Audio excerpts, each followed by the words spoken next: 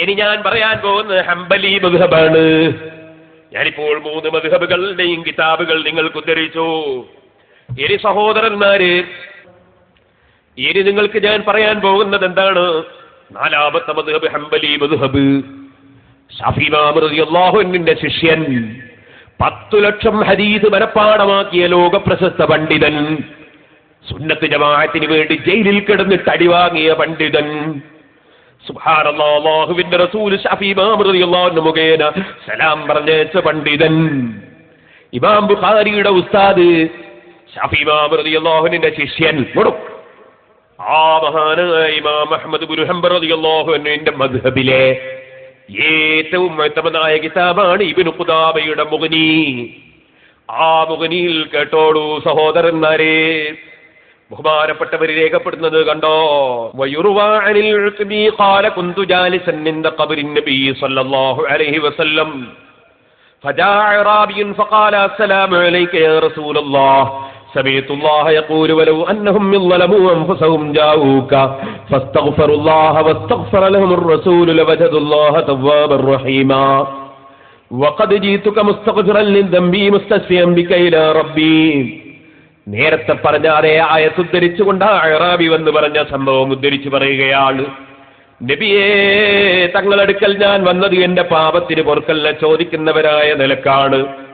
അല്ലാഹുവിനോട് പൊറുക്കലിനെ ചോദിക്കുന്ന മുസ്തസ്ഫിയം ബിക ഇലാ റബ്ബി, തങ്ങളെ അടയാളനാക്കി തങ്ങളോട് ശഫാഅത്ത് തേടുകയും ചെയ്യുന്നു റബ്ബിലേക്ക്. ثم سيقول يا خير من دفنت بالقاع يعذبه فطاب من طيبهن القاع واللكم. നേരത്തെ ഉദ്ധരിച്ച അതേ പദ്യം തന്നെ ചൊല്ലി റസൂലുള്ളാഹിനെ വിളിച്ച് തേടി. ثم انصرف الأعرابي, പിന്നീട് അഅറാബി പോയി. ഫഹമലത്തിനി ഐനയ ഫനിംതു ഫറൈതു നബിയ സല്ലല്ലാഹു അലൈഹി വസല്ലം, നേരത്തെ പറഞ്ഞ അതേ സംഭവം ഉദ്ധരിച്ചുകൊണ്ട് ബഹുമാനപ്പെട്ടവരും പറയുന്നു ഇത് നല്ലതാണെന്ന് ഈ പറഞ്ഞത് കൊണ്ട് വ്യക്തമാകുന്നു. വയുസ്തഹബ്ബു ലിമൻ ദഖലൽ മസ്ജിദ അൻ യുഖദ്ദിമ റജലഹു യംനാ സുമ്മ യഖൂലു ബിസ്മില്ലാഹ് വസ്സലാത്തു അലാ റസൂലില്ലാഹ്. നബി സല്ലല്ലാഹു അലൈഹി വസല്ലം തങ്ങളുടെ പേരിൽ സ്വലാത്ത് ചൊല്ലുകയും അതുപോലെ വലത്തെ കാല് മുന്തിച്ചു വെച്ച് പള്ളിയിൽ കടക്കുകയും ബിസ്മില്ല ചൊല്ലുകയും ഒക്കെ ചെയ്യണമെന്ന് മഹാനവറുകൾ പറയുന്നു.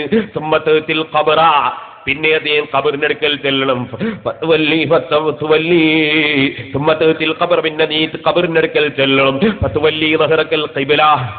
എന്ന് വതസ്തഖ്ബില വസ്തഹു വതഖൂലു അസ്സലാമു അലൈക അയ്യുഹൻ നബിയ്യു വറഹ്മത്തുള്ളാഹി തആല വബറകാതുഹു അസ്സലാമു അലൈക യാ നബിയല്ലാഹ് വഖീറതുഹു മിൻ ഖൽഖിഹി അശ്ഹദു അൻ ലാ ഇലാഹ ഇല്ലല്ലാഹ്.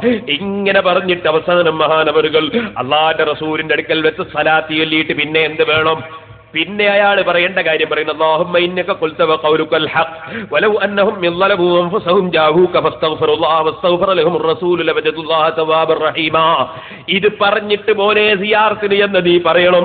വഖദ് അതൈതുക മുസ്തഗ്ഫിറൻ മിൻ ദുനൂബി, എന്റെ പാപങ്ങളിൽ നിന്ന് പൊറുക്കലിനെ ചോദിക്കുന്നവനായ നിലക്കാണ് നബിയെ തങ്ങളടുക്കൽ ഞാൻ വന്നത്. മുസ്തശ്ഫിഅൻ ബിക ഇലാ റബ്ബി, എന്റെ റബ്ബിനോട് ശുപാർശ തേടുന്ന നിലക്കാണ് വന്നത്. ഞാൻ അല്ലാഹുവോട് പൊറുക്കലിനെ ചോദിക്കുന്ന അല്ലാഹുവോട് ചെയ്ത തെറ്റിന്. അതേ സമയത്ത് തങ്ങളെ ഞാനിതാ ശുപാർശക്കാരനാക്കുന്നു, തങ്ങളെ എന്റെ റബ്ബിലേക്ക് ശുപാർശക്കാരനാക്കുന്നു. ഫഅസ്അലുക യാ റബ്ബി അൻ തൂജിബ ലിൽ മഗ്ഫിറ കമാ ഉജബ്തഹാ ലിമൻ ഹതാഹു ഫീ ഹയാതിഹി. റസൂലുള്ളാഹിന്റെ ഹയാത്ത് കാലത്ത് തങ്ങളെടുത്ത് വന്ന് സങ്കടം പറഞ്ഞാൽ അല്ലാഹുവേ നീ ദോഷം പുറത്തു കൊടുക്കാറില്ലേ, അതുപോലെ ഇപ്പോഴും എനിക്ക് നീ പുറത്തു തരണേ അല്ലാഹ്. അല്ലാഹുമ്മ ജഅലു അവ്വല ശാഫീൻ, എനിക്ക് ശുപാർശ പറയുന്ന ഒന്നാമത്തെ വ്യക്തിയായി തങ്ങളാക്കി തരണേ അല്ലാഹ്. വഅൻജഹ സായിലീൻ, നിന്നോട് ചോദിക്കുന്നവരിൽ ഏറ്റവും വിജയിച്ചവരാക്കി തരണേ അല്ലാഹ്. വഅക്രമൽ അക്രമീന ആഖിരീന വൽ അവ്വലീൻ, എല്ലാവരെക്കാളും ഏറ്റവും ബഹുമാനമുള്ളവരാക്കണേ അല്ലാഹ്. ഇങ്ങനെ അല്ലാഹുവിന്റെ റസൂലിന്റെ അടുക്കൽ ചെന്നിട്ട് അല്ലാഹുവിനോട് പൊറുക്കലിനെ ചോദിക്കുന്നതിന് പുറമെ അല്ലാഹുവിന്റെ റസൂലിനോട് ശഫാഅത്ത് ചോദിക്കണമെന്ന് ഹംബലി മദ്ഹബിലെ ഏറ്റവും ഉത്തമമായ കിതാബ് മുഗ്നിയിലും രേഖപ്പെടുത്തുന്നു. സഹോദരന്മാരെ, നിങ്ങൾ മനസ്സിലാക്കണം, ഈ മഹാനായ ഇമാം ഇബ്നു ഖുദാമ ഹിജ്റ 620 വഫാത്തായ മഹാനാണ്. ഇതൊന്നും പേരോട് രേഖപ്പെടുത്തിയതല്ലല്ലോ, ശൈഖുനാ കാന്തപുരം രേഖപ്പെടുത്തിയതല്ലല്ലോ, വെറും കണ്യത്ത് ഉസ്താദോ ഇ.കെ. ഉസ്താദോ കിഗന ഉസ്താദോ എഴുതിയതല്ലല്ലോ. ഇതൊക്കെ ഇമാമിങ്ങളെ കിതാബിലുള്ളതല്ലേ. 4 മദ്ഹബിന്റെ കിതാബുകളുമാണ് ഞാനിപ്പോൾ വായിച്ചത്. ഇനി ഈ 4 മദ്ഹബിന്റെ പുറത്തൊരു മനുഷ്യൻ പോയാൽ, ഈ 4 മദ്ഹബും വിട്ടൊരു മനുഷ്യൻ പുറത്തേക്ക് പോയാൽ അവന്റെ ഗതിയാണ് ഇബ്നുൽ ഹാജി റളിയല്ലാഹു അൻഹു പറഞ്ഞത്. അല്ലാഹുവിന്റെ റഹ്മത്തിൽ നിന്ന് പുറത്തുപോയി, പരാജയപ്പെട്ടു പോയി. സഹോദരന്മാരെ, ഇനി നിങ്ങൾക്ക് കേൾക്കണോ? പരിശുദ്ധ ഖുർആൻ എടുക്കൂ. ഞാൻ ആദ്യം തന്നെ ഖുർആനിലെ ആയത്തുകൾ ഉദ്ധരിക്കാതിരുന്നത്, അതൊക്കെ പേരോട് ദുർവ്യാഖ്യാനം ചെയ്തു എന്ന് പറയണ്ട, സുന്നികൾ ദുർവ്യാഖ്യാനം ചെയ്തു എന്ന് പറയണ്ട. 4 മദ്ഹബിന്റെയും കിതാബുകൾ, ഏറ്റവും മുഅ്തമദായ കിതാബുകൾ ഉദ്ധരിച്ചാ പറഞ്ഞത്. അപ്പൊ ഒരു ദുർവ്യാഖ്യാനവും ഇല്ലല്ലോ. ഇമാമിങ്ങൾ ഖുർആനിൽ നിന്നും ഹദീസിൽ നിന്നും മനസ്സിലാക്കിയതാ പറഞ്ഞത്. ഇനി അവരുടെ കിതാബുകളാണ് ഉദ്ധരിച്ചത്. ഇനി ഒരു ചോദ്യം മാത്രമേ മുസ്ലിമീങ്ങൾക്കുള്ളൂ. ഹുസൈൻ സലഫിക്ക് വേണമെങ്കിൽ മരിക്കുന്നത് വരെ നാദാപുരത്ത് വന്ന് പോകാൻ ഞങ്ങൾക്ക് വിരോധമില്ല. പക്ഷേ ഞങ്ങളുടെ ചോദ്യം എന്താണ്? ചോദ്യം ഓരോ മുസ്ലിമും കുറിച്ചു വെച്ചോ. ഒരു പക്ഷേ ഒരു 10 മാസം കഴിഞ്ഞ് തികഞ്ഞിട്ട് വന്നെങ്കിലോ? ഓ സഹോദരന്മാരെ, നിങ്ങൾ കുറിച്ചു വെച്ചോ. എന്താണ് ചോദ്യം? 4 മദ്ഹബിന്റെ കിതാബുകൾ ഇവിടെ ഉദ്ധരിച്ചിട്ടുണ്ട്. ഈ ഇമാമിങ്ങളെല്ലാം നബി സല്ലല്ലാഹു അലൈഹി വസല്ലം തങ്ങളെ വിളിച്ച് തേടണമെന്ന് പറഞ്ഞിട്ടുണ്ട്. തേടൽ പുണ്യമാണ്, നല്ല കാര്യമാണെന്ന് പറഞ്ഞിട്ടുണ്ട്. ഈ ഇമാമിങ്ങളൊക്കെ ശിർക്ക് പ്രചരിപ്പിച്ചവരാണോ? കുഫ്ർ പ്രചരിപ്പിച്ചവരാണോ? ഈ ഇമാമിങ്ങളെല്ലാം മുശ്രിക്കീങ്ങളാണോ? ഈ ഇമാമിങ്ങളെല്ലാം കാഫിരീങ്ങളാണോ? ഹുസൈൻ സലഫി ആയാലും വിരോധമില്ല. ഇനി ഉമർ മൗലവി തന്നെ ഖബറിന്ന് വന്നാലും വിരോധമില്ല. കെ.എം. മൗലവി വന്നാലും വിരോധമില്ല. ഞങ്ങളെ ചോദ്യം ഇതാണ്: ഈ 4 മദ്ഹബിന്റെ ഇമാമിങ്ങളും മുശ്രിക്കീങ്ങളാണോ? കാഫിരീങ്ങളാണോ? അല്ല, ഈ കിതാബിൽ ഇല്ലെന്നാണോ? ഇല്ല എന്ന് പറയുകയാണെങ്കിൽ നിങ്ങൾ എവിടെയാണ് ജനങ്ങളെ മുന്നിൽ വെച്ച് ഇത് പരിശോധിക്കാൻ എപ്പോഴാണ് തയ്യാറുള്ളത്? എപ്പ തയ്യാറുണ്ടെങ്കിലും, ഖിയാമത്ത് നേരെ തലേ ദിവസമാണെങ്കിലും, പാവപ്പെട്ട ഞാനില്ലെങ്കിലും എന്റെ ശിഷ്യപരമ്പരകൾ, ഞങ്ങളെ ഉസ്താദുമാരെ ശിഷ്യപരമ്പരകൾ ഖിയാമത്ത് നാൾ വരെ ഈ ഇമാമിങ്ങളെ കിതാബും പിടിച്ചു നിങ്ങളോട് പറയാനുണ്ടാകും കേട്ടോ. രണ്ടാമത് ഞാൻ പറയട്ടെ, നാളെ മഹ്ശറയിൽ വന്നാൽ ഞങ്ങൾ അല്ലാഹുവിന്റെ റസൂലിനെ വിളിച്ച് തേടിയതിന്റെ പേരിൽ ഈ കിതാബുകളുമായി ഇമാമിങ്ങളും ഞങ്ങളും ഒന്നായി റസൂലുള്ളാഹിന്റെ ഹദ്റത്തിലുണ്ടാകും. ഞാൻ ചോദിക്കട്ടെ, നിങ്ങൾ ഏത് അൽമനാറും പിടിച്ചാണ് മഹ്ശറയിൽ വരിക? ഈ 4 മദ്ഹബിന്റെ ഇമാമിങ്ങളെയും വിട്ടിട്ട് നിങ്ങൾ എവിടത്തേക്കാ പോവുക? ഇതാണ് എനിക്ക് ചോദിക്കാനുള്ളത്. ഞാൻ ചീത്ത പറയുന്നില്ല, തെറി പറയുന്നില്ല. ഞാൻ കിതാബുകൾ തന്നെയാണ് ഉദ്ധരിക്കുന്നത്. അതുകൊണ്ടാണ് ഞാൻ പറഞ്ഞത് കരയുദ്ധമാണ്. ശരിക്ക് ആലോചിച്ച് വന്നാൽ മതി. കരയുദ്ധമാണ്. മൗലവിന്റെ നോട്ട്സ് തീർന്നു പോയിട്ട് പണ്ട് പറഞ്ഞത് തന്നെ പറയാനായി ഇപ്രാവശ്യം ശ്രമിച്ചത്. പുതിയ നോട്ട്സ് കിട്ടാൻ അബ്ദുസലാം സുലൈം അർജേരിയിലായും പോയി. അങ്ങനെ വലിയ കുടുക്കിലാണ്. അതുകൊണ്ട് പറയട്ടെ, ഇമാമിങ്ങളെ കിതാബുകളാണ് ഇനി ഉദ്ധരിക്കുന്നത്. ഇനിയും കേട്ടോ, പരിശുദ്ധ ഖുർആൻ, ഖുർആനിന്റെ തഫ്സീറല്ലേ ഇബ്നു കസീർ. ആ ഇബ്നു കസീർ നിങ്ങൾ നോക്കൂ.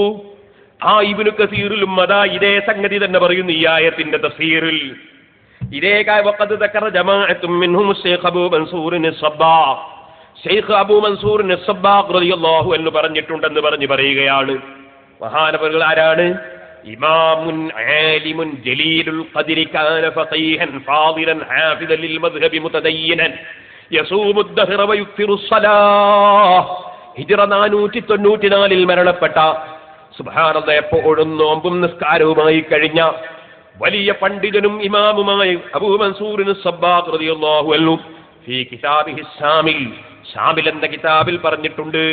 എന്ന് പറഞ്ഞിട്ട് നേരത്തെ ഉദ്ധരിച്ച റസൂലുള്ളാഹിനെ വിളിച്ചു പറയുന്ന യാ ഖൈറ മൻ ദുഫിനത് എന്ന മദീനത്തെ പള്ളിയുടെ ചുമരുമ്മൽ എഴുതി വെച്ച അതേ പദ്യം ഉദ്ധരിച്ചിട്ട് അതാ അല്ലാഹു തആല അദ്ദേഹത്തിന്റെ ദോഷം പൊറുത്തു എന്ന സംഭവം ഇബ്നു കസീർ സൂറത്തുൻ നിസായിൽ ഇബ്നു കസീർ അദ്ദേഹവും അതാ സഹോദരന്മാരെ 1-ാം വാള്യം 520-21 പേജിൽ വ്യക്തമായി രേഖപ്പെടുത്തുന്നു.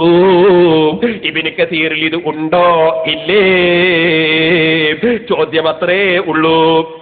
ഇനി നിങ്ങൾക്ക് കേൾക്കണോ? ഇമാം റാസി റളിയല്ലാഹു അൻഹു അവിടുത്തെ തഫ്സീറുൽ കബീറിന്റെ 10-ാം വാല്യം 130-ാമത്തെ പേജ്, ആ തഫ്സീറുൽ കബീറിന്റെ 10-ാം വാല്യം 130-ാമത്തെ പേജിൽ മഹാനായ ഇമാം റാസി റളിയല്ലാഹു തആല അൻഹു തങ്ങളും പറയുകയാണ്.